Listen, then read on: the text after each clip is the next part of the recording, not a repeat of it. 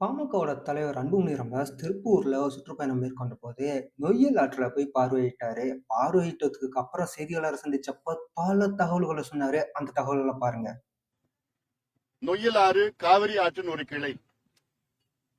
நொய்யல் என்றாலே நோய்களை காப்பாற்றுகின்ற, நோய்களை தடுக்கின்ற ஒரு ஆறாக ஒரு காலத்திலே இருந்தது.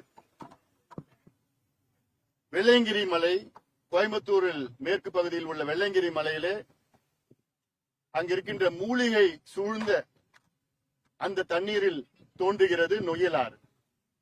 அதனால்தான் நோய்களை தீர்க்கின்ற ஆறாக அந்த காலத்தில் இருந்தது.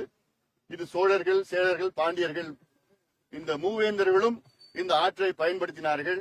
இந்த ஆற்று மூலமாகத்தான் அந்த ராஜகேசரி பெருவழி என்று அங்கே இந்த இடையிலே, அதாவது ரோம் நகரத்திற்கும் தமிழ்நாட்டிற்கும் இணைப்பாக இருந்த இந்த பாதை.